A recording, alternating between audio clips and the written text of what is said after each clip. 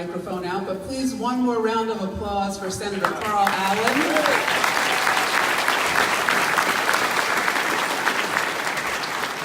Now, I expressed earlier that I'm from the North, and up north we know Senator Cory Booker as the mayor of Newark, New Jersey, the one who would run into burning buildings and save animals and people, the one who would be out with his residents and helping them shovel snow in blizzards. And one of the things I asked Senator Booker was, had a chance to speak with him a couple weeks ago. When he was elected mayor of Newark, New Jersey, one of the first things he did was move into one of Newark's most depressed areas. And he said he did that because he wanted to be among the people. And I want to ask him about that now. And I'm going to have him talk to you.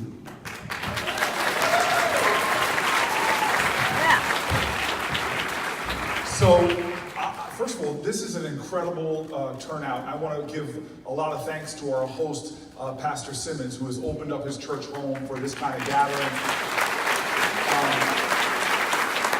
Everybody who knows our history, it was churches often that housed some of the great civil rights activists, where people did training in nonviolent resistance and really helped to change our country. I want to thank the senator. I thought I was the senator that was here, but you just overstaged me in a hot second, man. But this is truly a servant leader and somebody who has been good to me from the second I declared that I was going to run. And I want to thank him for his hand of friendship, for him inspiring me, and him serving the people like he does. Thank you very much. And so why don't we do it this way? I would love to talk to you for about 15 minutes or so about why I am running for President of the United States. I'd like to return up here and maybe let Rhonda ask. She grilled me already for the radio earlier, but I'd like for her to maybe ask me a couple questions. But what I'm really interested in doing, if I can jump on down here, what I'm really interested in doing is having some engagement with the folk here and hearing your questions and hearing your thoughts. Because one of the things I know in this country, and I hope that this becomes the theme of everybody who's running, is that this is not about one office. It is about all of us.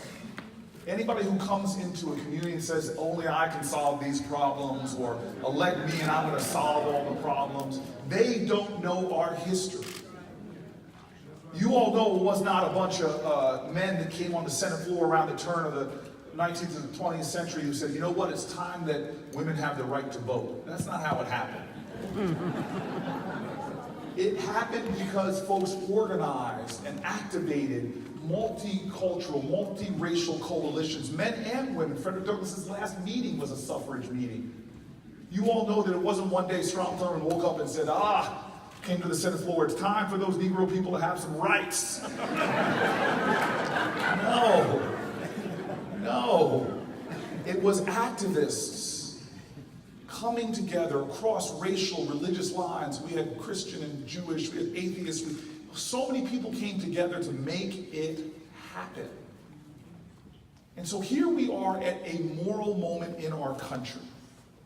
We live in a nation right now that pledges to be a place of life, liberty, and the pursuit of happiness, but we have a nation where so many people's pathways to life-saving prescription drugs, life-saving health care, are closed off because they cannot afford it. We have this nation now where millions of children, I'm not overstating that number, often find it more easy to find unleaded gasoline than unleaded water. We have a nation that professes to be the land of the free, but we lock up more people than anybody else on the planet Earth. And we say equal justice under the law. That's what it says on the Supreme Court building, but we have a nation that treats you better if you're rich and guilty than if you're poor and innocent.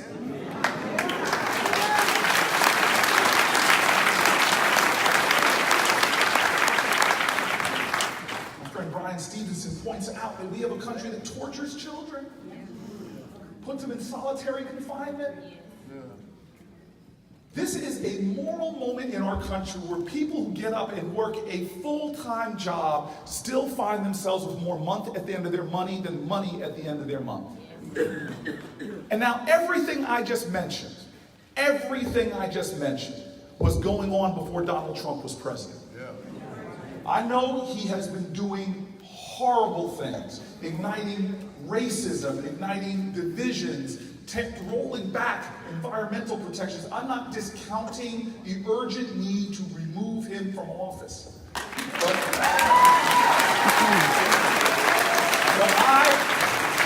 I am cautioning everybody. If we think we've done our job and then go back to just doing what we were doing in 2013 and 14, we will not deal with the urgent issues facing our nation.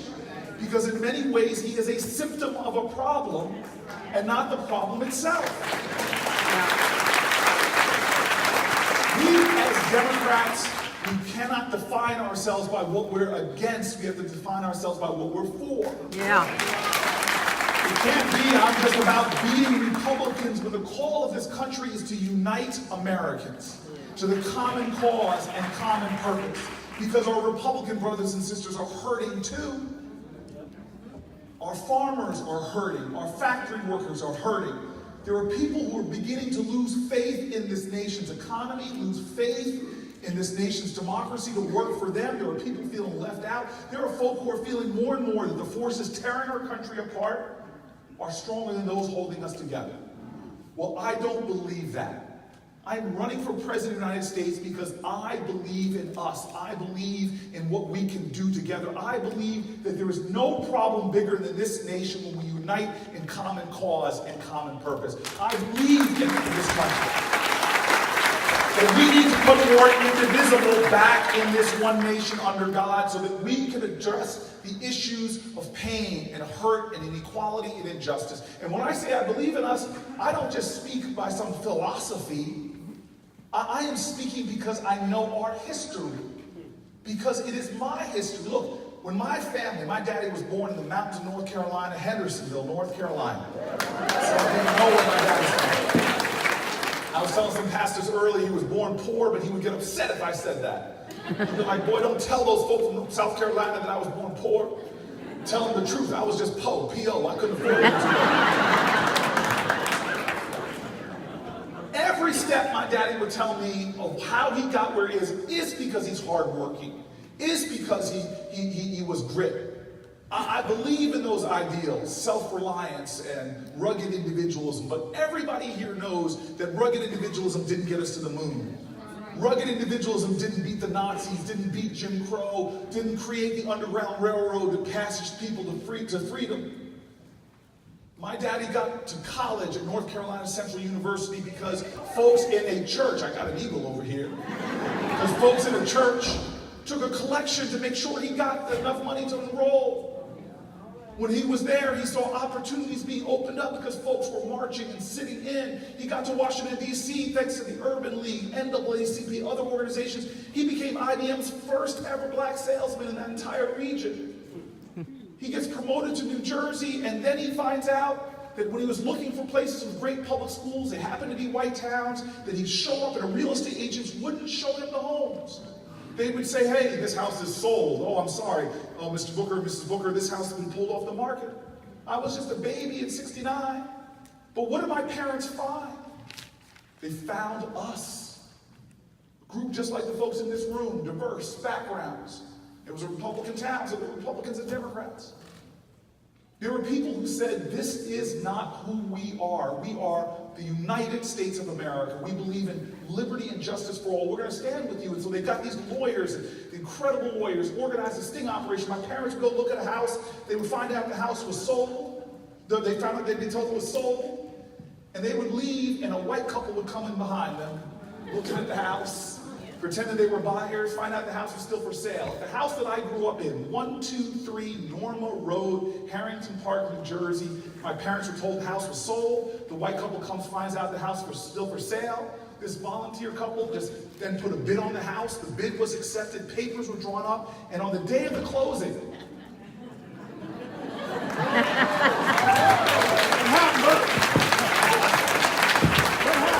the white couple did not show up. My father did, and a volunteer lawyer. Now this man, Marty Friedman, Comes in, he must have rehearsed his speech all night. My dad said he was so proud to walk in, confront the real estate agent, tell him you're in violation of fair housing law, you're in violation of the morals of our... He didn't get his speech out. Because as soon as the real estate agent saw he had been caught, he doesn't give up. He stands up and punches my dad's lawyer in the face. And then he sigs the dog on my dad. Now let me tell you something. As I was growing up as a little boy, every time my dad told that story, the dog got bigger. I was 18 years old, on my way to Stanford University on a football scholarship. Yes, I got in because of a 4.0, 1,600, 4.0 yards per carry, 1,600 receiving yards.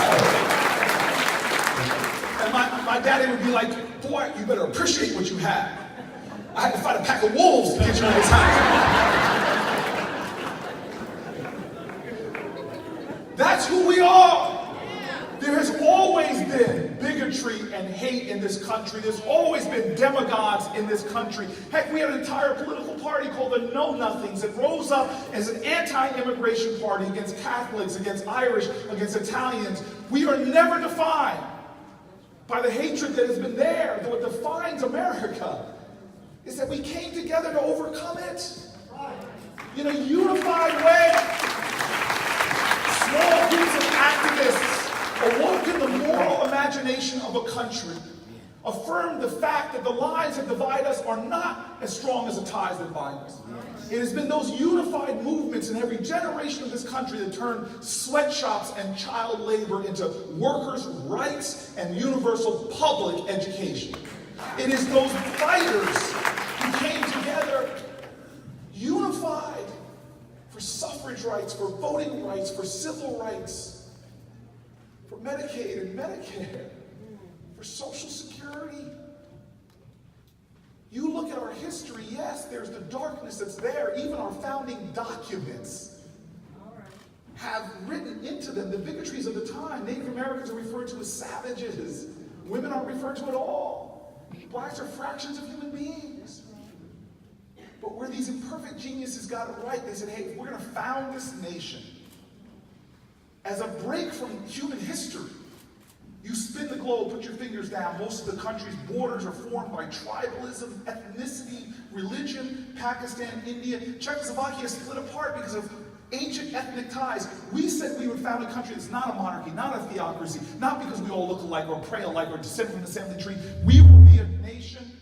We will be a nation of ideals, of principles bigger than the people who put them on paper, and what will make this country strong, invincible in fact, will always be measured by our commitments to one another, by our common sacrifice. That's why they ended the Declaration of Independence with these profound words. It was a declaration of interdependence. The Declaration of Independence ends, says, if we're going to do all this stuff, we must mutually pledge to each other our lives, our fortunes, and our sacred honor. Turn on the TV right now and ask yourself about sacred honor. God, I'm running for President of the United States because I think it's time we have a revival of civic grace, that we have a more courageous empathy, that we begin to see those people rendered to the sidelines who suffer or struggle with mental illness or struggle with addiction or struggle with poverty. Those problems are not bigger than us. Those people are not isolated. They are our brothers and sisters. Injustice anywhere, as King said, is a threat to justice everywhere. Whatever affects one American directly affects us all indirectly. We have common pain all over this country. I want to help us to lead back to that sense of common purpose. And so I'm going to tell you right now, I believe we can be a country where everyone has access to health care, and we realize that health care is a civil right in our country. I want to join the folks to tear down the system of mass incarceration with school-to-prison pipelines that reinvests in education again on all levels. Early childhood education, preschool universal, K through 12, where our teachers don't have to reach into their pockets to pay for their children's food. And our teachers get tax treatment. We give better tax treatment to Wall Street executives than teachers who are adding to our economy more than they are. I believe in us, that we can have an infrastructure that's the envy of the world instead of falling behind. Where in states like this, they have access to broadband everywhere. Where they have access to clean water everywhere. Where we understand that our rural communities and our urban communities, the only pathway to the 21st century is a nation that invests in people, that invests in infrastructure, that invests in the jobs of tomorrow. We can be that nation. I believe we can be a country where every senior citizen can retire with dignity. Not like the millions that live below the poverty line now because their meager Social Security checks don't go far enough. Yeah. And so I want to talk about the issues. I want to get up there on that stage and start having a conversation with you, but I've got to make this clear. I might be the only presidential candidate that ever does this. I started doing it when I was a city council person. You see, my convictions that you're hearing right now did not start with the presidential campaign. I believe life is about purpose, not position. My life purpose has been the same since my daddy looked at me. I told these pastors earlier, my dad was like, boy, graduated again. You got more degrees in the month of July, but you ain't hot. Life is not about the degrees you get, it's about the service you get. Yeah. You don't need a degree to be a great American. And so what I did when I left law school is I went to the toughest problems in this country. I went down to the inner city of Newark, New Jersey, the neighborhood I still live in, and took on slumlords. People said we couldn't do it, but what did? We organized and showed that the power of the people is greater than the people in power. I became mayor of the city of Newark. It was a city that people were maligning, disrespecting, disregarding, or just plain dissing. And people told me what we couldn't do. We were sinking into a global recession. I was at the helm of a city, and I said, we are going to show that if we can create uncommon coalitions in the city, we're going to create uncommon results. And before you know it, we had the state's first prisoner reentry programs. We turned empty fields into urban farms. We took our city from shrinking in population, started growing. We started bringing businesses back to our community. We transformed our education system, now ranked the #1 city in America for high poverty, high performing DPI schools. Yeah. And I'll tell you this, even in the Senate, where people told me you can't get big pieces of legislation done, I ran telling the people in New Jersey I wanted to change our criminal justice system. My pollsters told me, hey, that's not one of the top issues in New Jersey right now. And I said, look, leaders don't follow consensus, they help mold consensus. This is a cancer on the soul of our country. Between the time I was in law school and the time I was mayor, we were building a new prisoner jail every 10 days in America. Much more comfortable investing 10 times as much on the back end of a problem than a fraction on the front end. I went to Washington, they told me we couldn't pass a comprehensive criminal justice reform bill. Well, we passed it. We reached across the aisle, I found common ground. The last provision that I battled to get in that bill was a ban on the federal level of juvenile solitary confinement that is now the law of the land.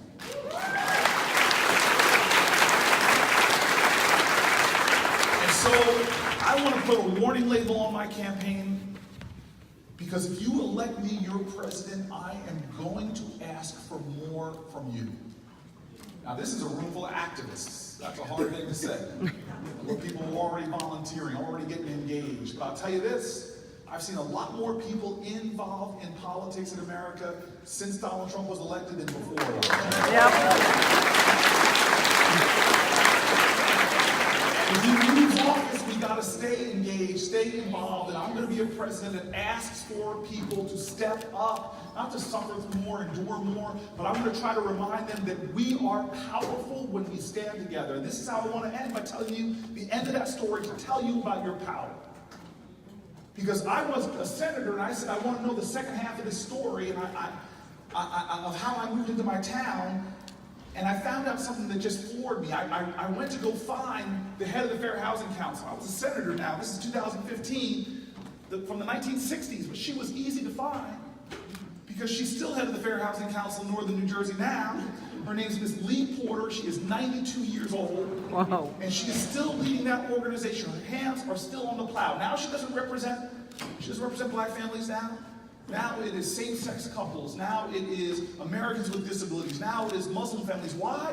Because to her, justice has no color, no orientation, no religion. It is one justice, one nation under God with liberty and justice for all. Yeah. And so I asked her, I'm like, Miss Lee Porter, can you confirm some of the facts of this story? Was it a pack of wolves or was it a dog? And she laughs with me and she tells me all the story. I asked her for those lawyers. She says, Cory, find the lawyer. Here's the guy that organized all the lawyers. I call him up and I have this conversation that floored me. It turned out to be a conversation about what real power is about. I called her up and him up and I said, hi, sir, my name is Cory. I know who you are. I'm like, okay, my name is Cory Booker, sir, and you know what you did for me? I know what I did for your family. I'm like, okay, sir. And I asked him all the questions I had, confirming all the facts. It was just a dog. And then I'm done, but I think to ask him one more question. This is what I want to leave you with because the answer floored me. I was done with all the questions I had written down, but suddenly I thought to ask him why. Why would this white man in New Jersey, at a time of bigotry and fears of white flight and real estate prices going down, why would he take time at a time when he had just started his business? He was so busy trying to take care of a young family. Why would he take time to help black families move into his neighborhood? And this is what he told me. He goes, I remember the moment I made the decision. And I said, the moment? He goes, I remember the exact moment. And I go, what was that? He goes, Cory, I was sitting on my couch watching TV. Now, you all remember, this is 1960s. TV, we only had like 3 channels back then. And some of you remember, some of you don't, you should explain to them, that at 11 o'clock, the TV would go out. The national anthem would be done. That's why we probably had higher birth rates back then in America. And he's watching TV, 1965. I know the show he was watching, I looked it up. He was watching a movie called Judgment at Nuremberg. And he's riveted by this program. And then something happens. It happens all the time today. You turn on CNN, it's called breaking news. We do it for every... Melania has a jacket, breaking news. But back then it was very rare. They broke away from this program to show a bridge in Alabama called the Edmund Pettus Bridge. I will be there on Sunday for the 54th anniversary. And he's watching this horror break out. These marchers started in Selma, were going to march towards Montgomery. They get stopped on the Edmund Pettus Bridge, confronted by Alabama state troopers, and these marchers were going to kneel and pray and then turn around. I know that because one of those marchers is my colleague now. He's always been my hero. His name's John Lewis. And he said to me, he was going to kneel and pray and then turn and go. But suddenly this man in Jersey, watching this on TV, sees the marchers get gassed. Tear gas shot at him. And then these state troopers run into them and start beating them viciously. John Lewis says to me very humbly, very regally, he says, Cory, I shed a little bit of blood on that bridge that day. And I'm like, Congressman, no. You had your head cracked open. You bled profusely. You had to be carried to safety. You were knocked unconscious. What did this guy in Jersey do as he's watching this? Did he allow his inability to do everything, to undermine his determination to do something? Did he get stuck in a state of sedentary agitation where he's so upset about what he's seeing, but he doesn't do anything about it? No. He told me he gets up off the couch and starts thinking to himself, what can I do? I can't afford a plane ticket to Alabama. I can't close my business for a day. But you know what? Maybe I can just do the best I can with what I have where I am. And he gets on the phone and starts calling around to see who needs maybe a little bit of legal work. Maybe I can give an hour a week. And he finds this woman named Miss Lee Porter who's like, thank you. I need some help. The two of them go to work. He starts organizing other lawyers. 4 years pass. 1969, the year I'm born, he gets a case file handed to him by Miss Lee Porter of a couple that was desperate for help. They had 2 young boys. And the name on that case file was Carrie and Carolyn Booker, my parents.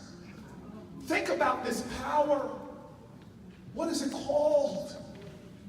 Some people might call it patriotism. Those marchers stood up for patriotism. But what is patriotism? It is love of country, and you cannot love your country unless you love your fellow countrymen and women. Yeah. Where have we come? Where have we come in America where people are proud? We are a tolerant nation. That's the highest. Please go home tonight and tell somebody you tolerate them and see how much of a compliment it is. We were called to pledge to each other our lives, our fortunes, and our sacred honor. That's what love is. It's not a feeling, it is service, it is sacrifice. It is seeing that your destiny and my destiny are interwoven. We are interdependent. We have one future as a nation. We will either tear each other apart or we will rise together. And on that bridge, they did rise. They rose for patriotism. They rose for love. Even though they didn't make it, they released that energy into the universe. It instantaneously left 1,000 miles, changed the heart of one man on a couch in New Jersey, who would then go on and change the destiny of a generation not yet born. I would not be here running for President of the United States if it wasn't for this chain reaction of love, if it wasn't for the power of Americans standing up for this country's values and ideals. And so if this election is a big election, if this election is about the people, if it's about our power, if it's about grace and love and the never-ending fight for justice for all, then we are going to make sure that in this country our tomorrows are better than our yesterdays. We will make sure that in this country justice does roll down like water and righteousness like a mighty stream. We can make sure if this is a big election, not about a person or an office, but about us, we can make sure that for our generation and the next, that America does indeed rise. Thank you, everyone.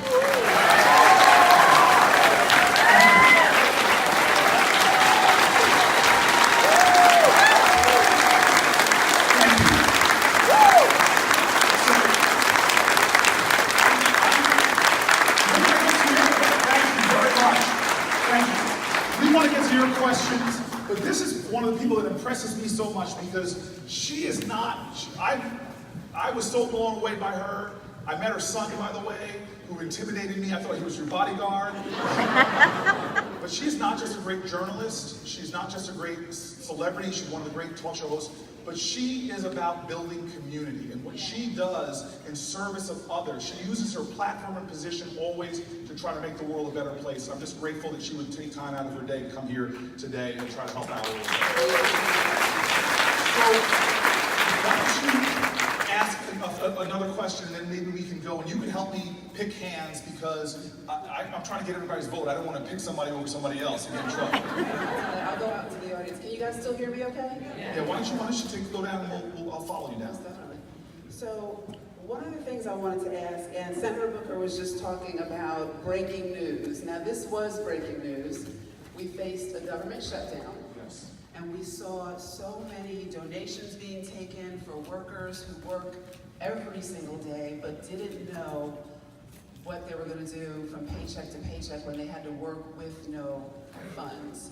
So what are some of the things that we can do to ensure, and I've heard you talk about people in your neighborhood in Newark working day after day and still struggling. What are some of those things that we can do to make sure that we have passionate workers who are getting paid what they should be paid, a genuine wage? So let me separate this out for a second.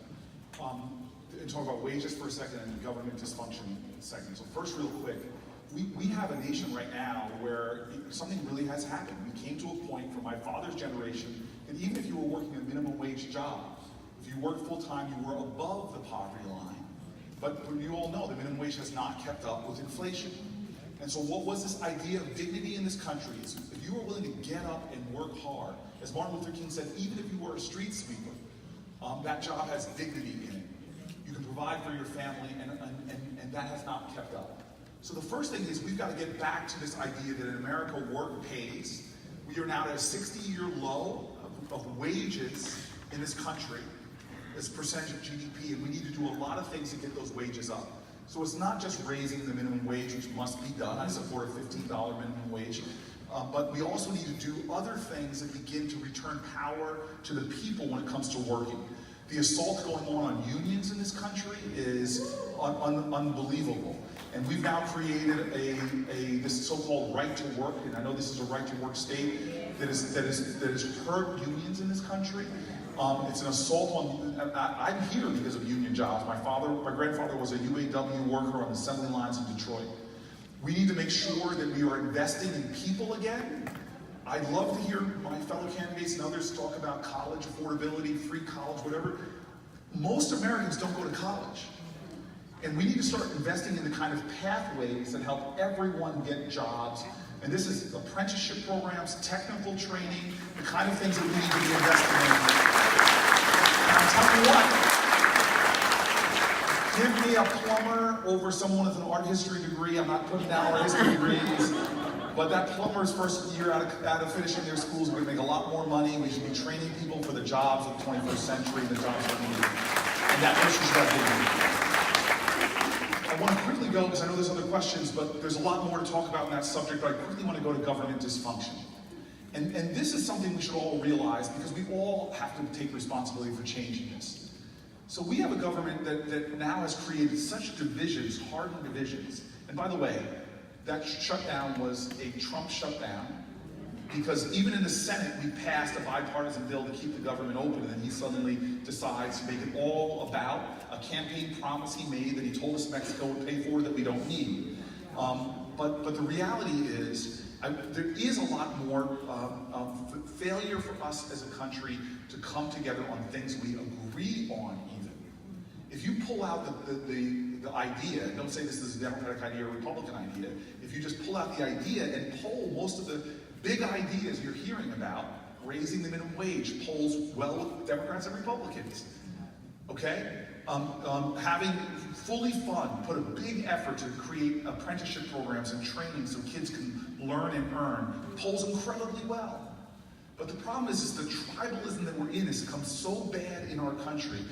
My governor, Chris Christie, who I can write a dissertation on my disagreements with, I'm not exaggerating, but he was the governor of the state of New Jersey, and I was the mayor of Newark, the largest city.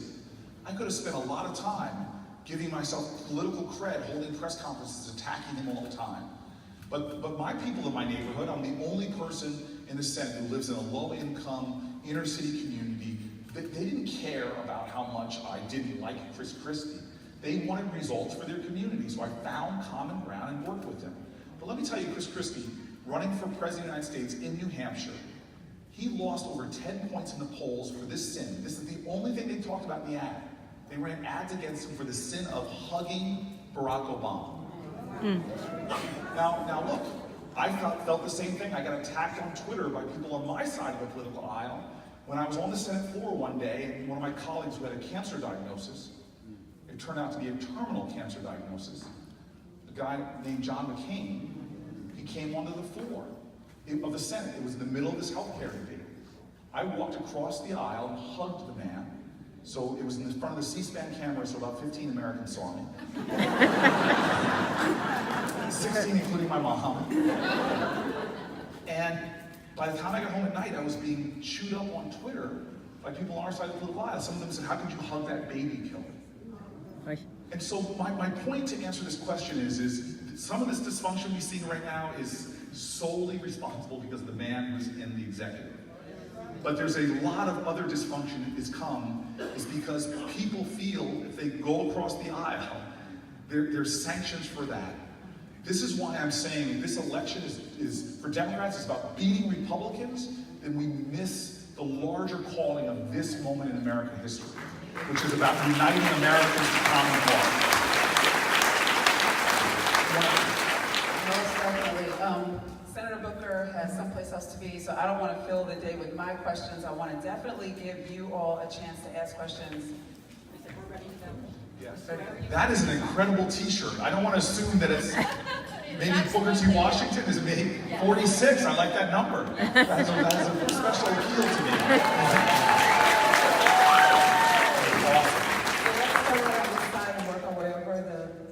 Okay, but make sure you go right too, because I'm a bipartisan guy trying to work across the aisle. Senator Booker, we need to win. Yes. So I'm interested in your strategy to appeal to the demographics we lost, the heartland, the rural area, the small towns, the farmers. So I want to say two things, because first of all, we must win. We have no case whatsoever. So two things. First, let me just go to the groups you're talking about. So I've been out to rural areas, not just in this state, but in Missouri, in Western Illinois, in Kansas, Nebraska, meeting with farmers, many of them Republican farmers. And when you sit down and actually talk about the issues going on in their lives, they agree wholeheartely with the people in this room. Let me give you a couple examples. One is a Republican farmer was telling me about how much the independent family farms are disappearing in this country. They're under assault. That we have farmer suicide rates as high as they've been. These are folks who are in pain right now and didn't feel like any party necessarily was serving them.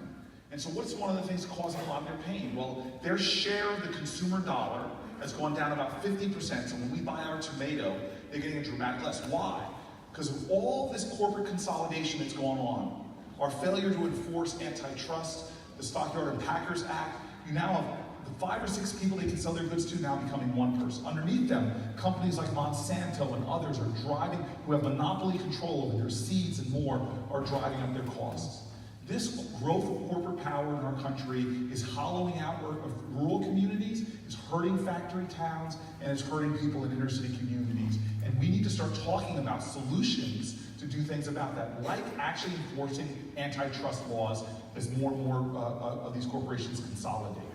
So when you start talking to folks like that, I went from one guy not even wanting me in his house. He went up on I guess Fox News or something and called the person back and said, I can't have Cory in this house, we're a Christian family. And the person laughed. This is how much we demonize each other in this country. To the point where if a Republican walked in this room, people might boo them before they even hear what they have to say. They might come in here to agree with us on stuff. So we have to get back to understanding that common pain and that common purpose, because on so many issues, they want access to health care. They want to have a living wage. They want their kids to have public schools where the teachers actually get paid enough to live. These are common things that we have to start talking to people about their pain. But I just want to tell you one other thing though. We also lost that election because our base didn't turn out. Yes. I went to Wayne County, which is where Detroit is. Their numbers were dramatically lower there. I went to Philly, which is a neighbor of my state. Their numbers, they needed about 10 or 15,000 more people out of Philadelphia. They had them. If they had a fraction of what Obama got a few years before, we would have won Pennsylvania. The same thing with the urban areas of Wisconsin and Minnesota. So this is both.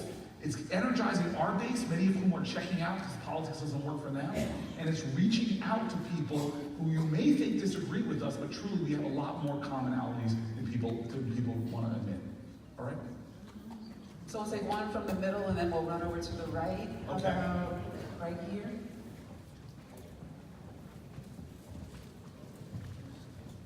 Why do you look so hesitant? I felt so bad when she. How are you, Senator Booker? My name is Mildred Williams, and I am a Newark, New Jersey native. What? 351, Yeah. 351 South 12th Street, Newark, New Jersey. Oh my gosh. West Side High School. Oh my gosh. Woo-hoo, I A have to rough say that. rider in my house. Rough Rider, yes. Unfortunately, you weren't the mayor when I was there with Ken Gibson and the other guy, Sharp James or something like that. So I have a question. You mentioned about mental illness and addiction. I am a mental health and addiction specialist. Go back about 30 years, give or take a few.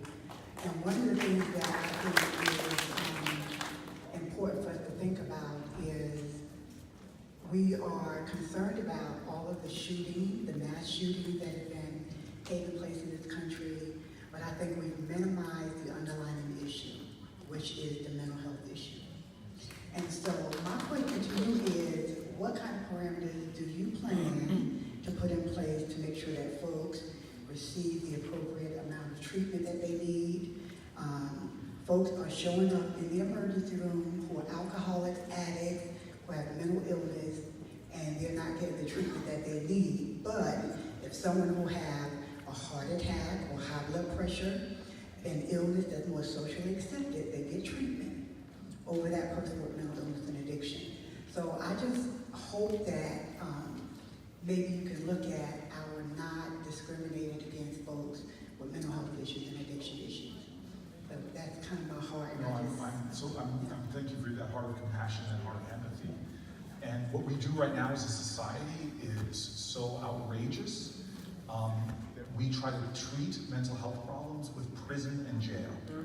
Overwhelmingly, we see that we're a country that plows people who need medical help into our prisons and jails at a much higher expense.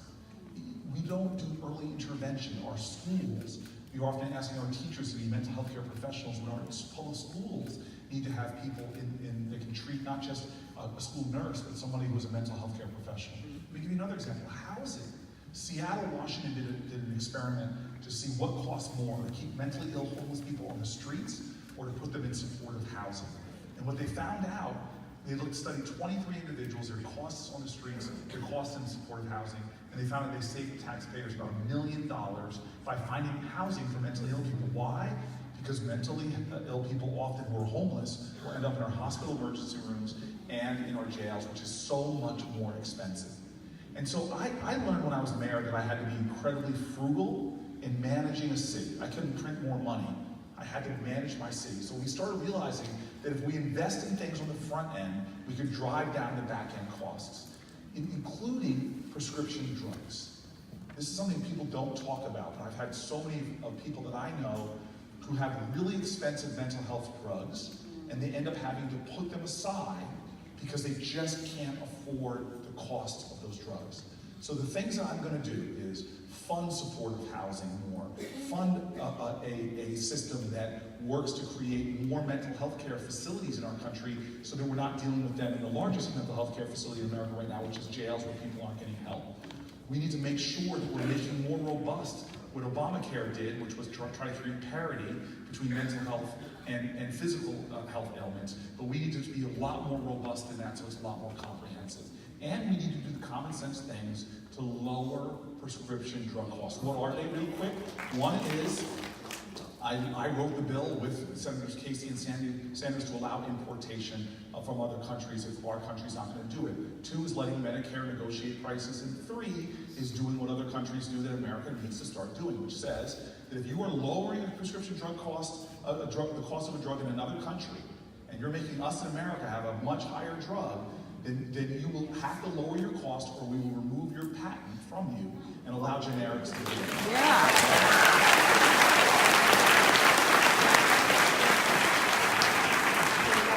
We have a couple questions right here in the back.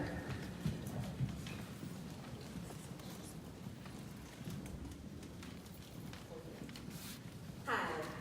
So we had the pleasure of having you to speak at our Moms Clean Air Force play-in last year. Yes. And on the heels of Andrew Wheeler being confirmed on yesterday to head the EPA, I'm wondering what your plan is for the environment, specifically as it relates to environmental justice and communities of color that are disproportionately affected.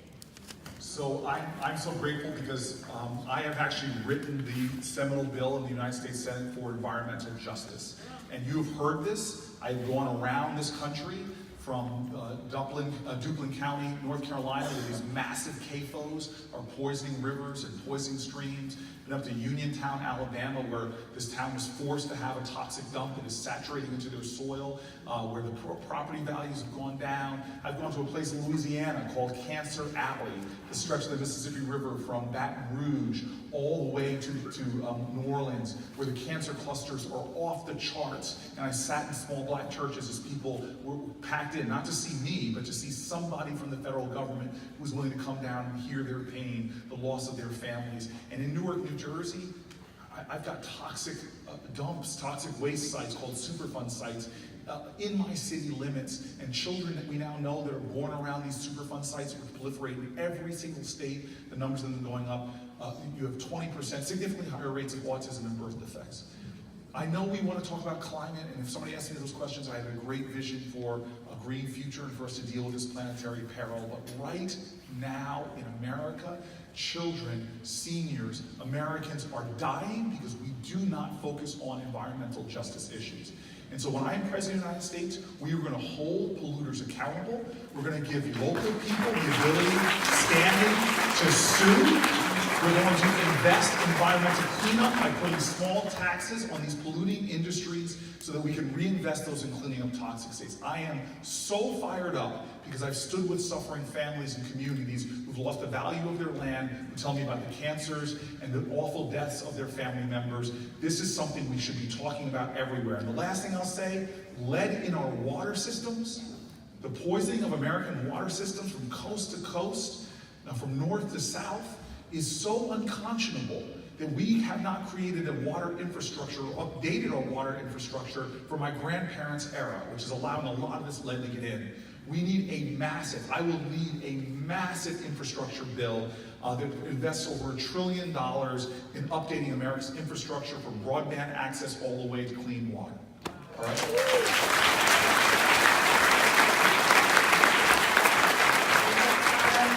We have time for one more question, and we haven't heard from a gentleman, so.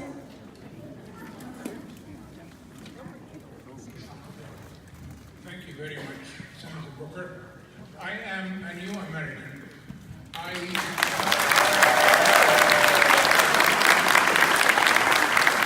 apologize. I didn't hear, I heard you were American, but I didn't hear the first part.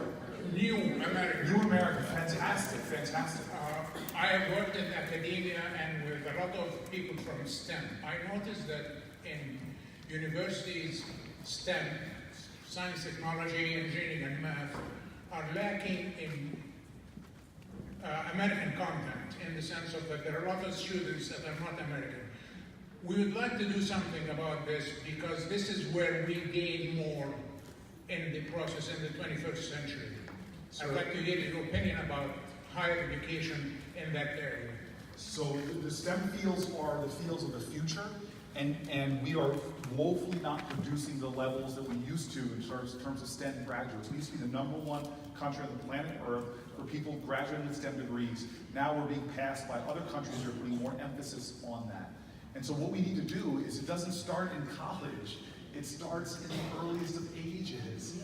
Genius is equally distributed. There's many geniuses in low-income areas as there are in high-income, rural, as in suburban. We need to begin to cultivate the genius of this country when brains are beginning to be developed. That means not leading the planet Earth as a developed nation. We lead the planet Earth as developed nations in infant mortality and maternal mortality because we're not there for women when their babies are being born and in the trimesters before. We need to make sure that we have universal preschool so that kids don't show up. I know there's some teachers here who know the kids are coming to kindergarten and first grade well behind where they should be because we're not investing in it. It means creating home environments that are supportive of our children. That means doing common sense things that every other industrial nation has, which is paid family leave, to make sure that when kids are sick or in trouble, family members can be there. All of these things lead up to then K through 12 education. We are starving public education in America right now. We don't even fully fund things like special needs education, the federal commitment to special needs education. These are things I will change. We need to have, in the same way when Kennedy did something bold and said we're going to go to the moon, we need to have the same thing with bolstering the STEM sciences by investing in public education in our country and helping teachers deal with the onerous debt that they have. If they're going to teach for our country, serve our children, they should not be having that kind of financial debt from college and universities. It means making sure that we create pathways into the technical fields that are not just colleges and universities, which I'll get to in a second, but there are a lot of technical training courses helping complete programming, the kind of technical training for advanced manufacturing that we need. And then finally in colleges, one is these colleges can't be allowed to indiscriminately raise the cost of tuition over and over again. There has to be accountability. If you're receiving federal dollars, You have to be accountable to controlling your costs. And then we, as a country, need to prioritize affordable college again in this country and help people who have the skills that they want to pursue, help them be able to get plans to get there. I just got to take one more quick question. I just feel bad that we're so running behind, but I'm going to let you do it. Okay. Make me feel guilty. Yes. She had her hand raised first, so I wanted to come back to you. Okay. Thank you. So, you had talked about earlier about the voting in the Black communities, how Yes. we really didn't turn out. Yes, and I shouldn't say it's not only the Black communities. No. It's You're talking communities about all this, over. yeah, it's all over in the rural, and Yes. everywhere. Yes. But I just specifically want to talk about Yes. the African American Yes. community not turning out. Yes. So, in that being said, what do you think we need to do? Because I have something that I think we should do, but what do you plan to do to ignite us? Because the wealth gap is so big. It's been like that, and being that this year is going to be 400 years that marked the first slaves coming over to America, and we, I feel, are not just in action for no reason, which you spoke about earlier. I feel like we're in action because we have been let down, trodden down, just discouraged. We come out, but then nobody really gives legislation specifically to us. And so is there anything, not only just the criminal justice reform, which would be specific for us, but is there anything that you want to do to propose, like Congresswoman Sheila Jackson Lee with H.R. 40 for the study of reparations? Is there something like that you want to propose or to support to get us united and fired up so that we will feel that we have a purpose again and that there is hope and that there is more that we can do? What's your name? My name is Tanya Winglish. Tanya. I'm from Anderson County, and I'm the first vice chair of the Anderson County Democratic Party. I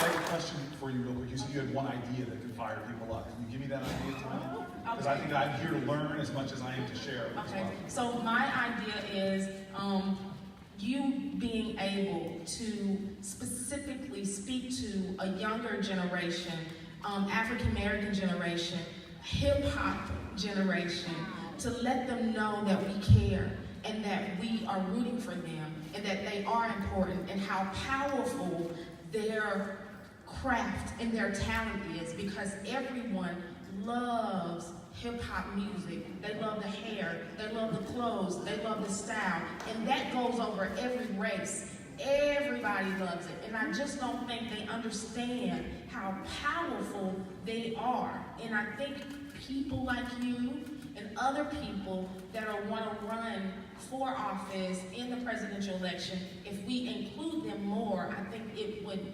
ignite us more. I love that answer, and I love the question as well. So I'm going to use the question to end with, but I just want to say that the young lady was asking me about the strategy. Yes. So much of honoring people and getting their votes is showing up and letting people know that you care. I sat with a guy who was in charge of coal miners, a coal miner union leader, and looked him in the eye and said, if I'm the nominee, I'm going to come to coal mines and talk to people that we lost that should have been our voters, but he said we must have lost over 50% of his membership. So much is being there and talking directly to people. There's no reason why coal miners should be 100% with our party. What they're trying to do with Davis-Bacon and all the other kind of things that undermine union leadership. And so a lot of my strategy for all people is making sure that you are there, that you have an agenda that speaks to their pain, to their hurts, and their fears, but even more importantly, to their hopes and their aspirations and their dreams. To remind people that this delusion of separateness that we have in this country, that somehow that farmer is disconnected from that end consumer in my neighborhood, where my folks at the bodega walk into a bodega and find a Twinkie product cheaper than an apple or a tomato. We don't think that that's part of the same broken system that the people on both ends are suffering for. We need to get back to this understanding that we are interwoven and we have it. But you're asking me a very specific question about African Americans. And I want you to know, as a guy that grew up in a black church, as a guy who comes from many generations into the South, North Carolina, Alabama, Louisiana, where my roots are from, as a guy who is here because of the African American freedom struggle, and there was many people from many different faiths and backgrounds in that struggle, but I directly benefited from those historic civil rights organizations. And my generation is the hip-hop generation. And I don't want you to walk around here saying, like, don't believe the hype. I want you to be more like, fight the power. Okay? and so let me tell you right now, first of all, I don't forget where I come from. I told you, I'm the only United States Senator who goes back to a black community. I was a mayor of a majority black city. And so much of the stuff that I fight for may not get attention, but it is morally outrageous that something like sickle cell anemia doesn't get nearly the same funding as diseases, disorders that affect less people. That is the baked-in discrimination that we still have in our society. I have a marijuana bill, and everybody's like, oh, Cory supports legalization of marijuana. No!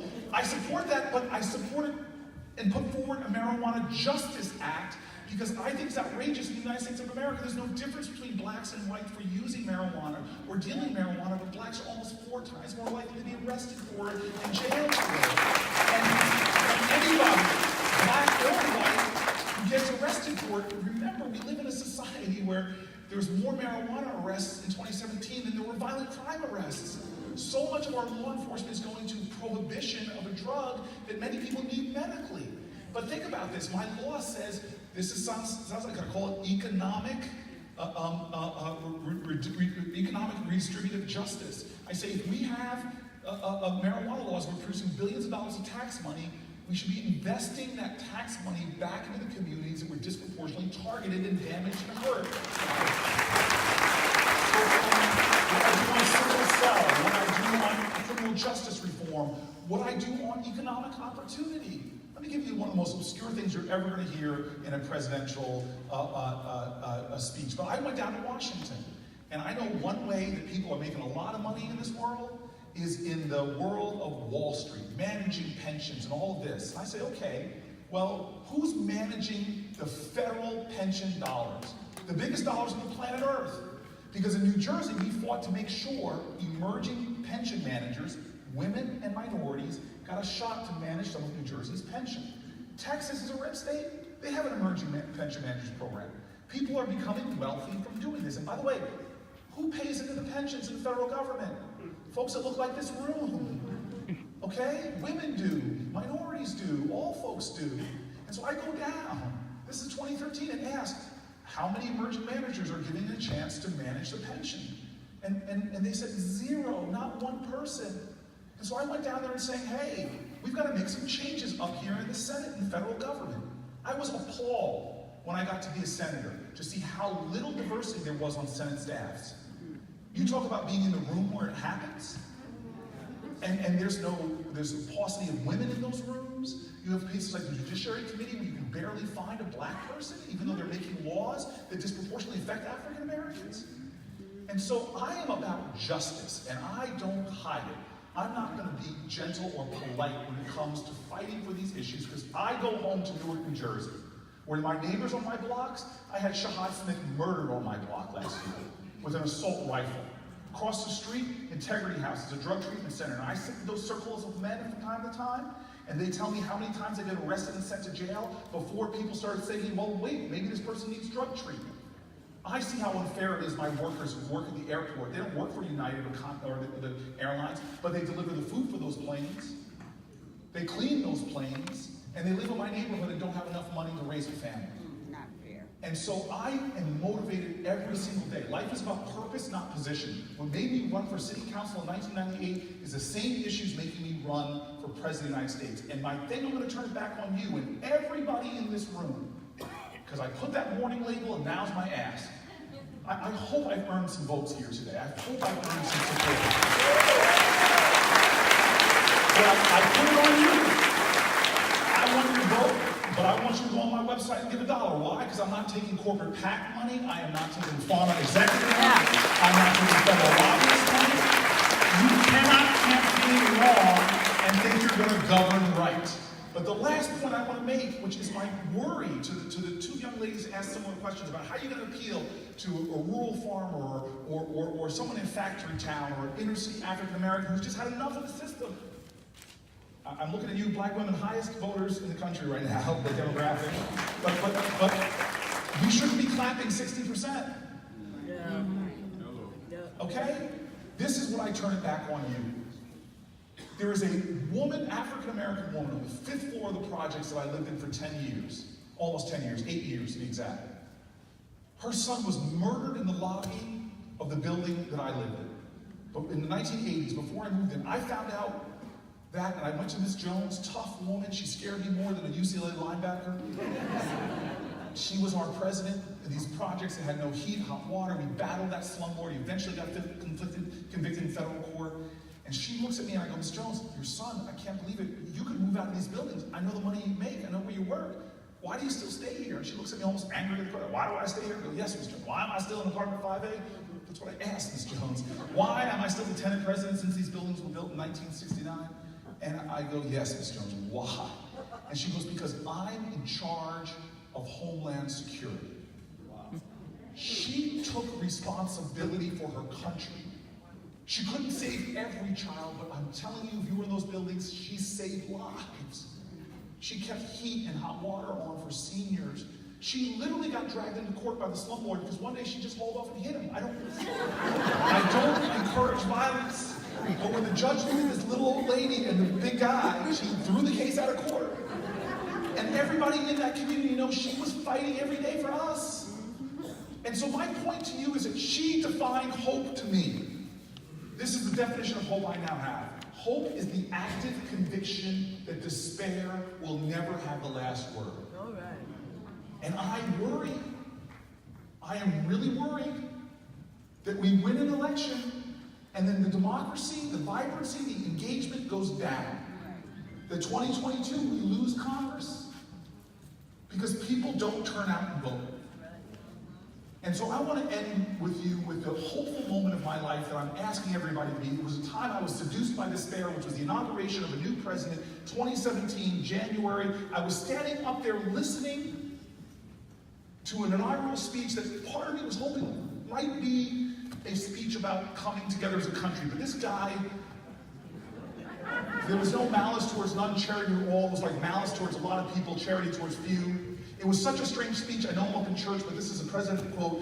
George Bush is walking out, turns to Bill Clinton and looks at him and goes, that was some strange shit. And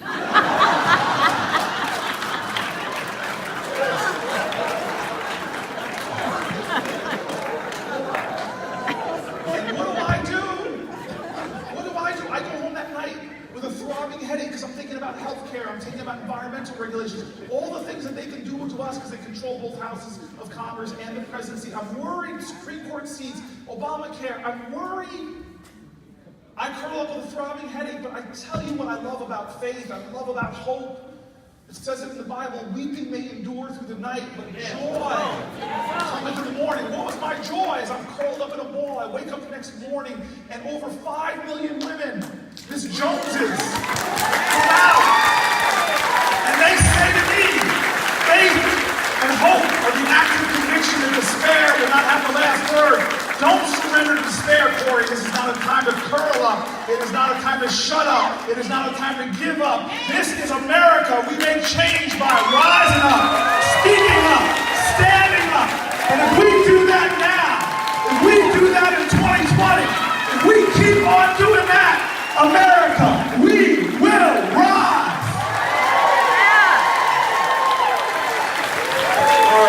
Cory Booker.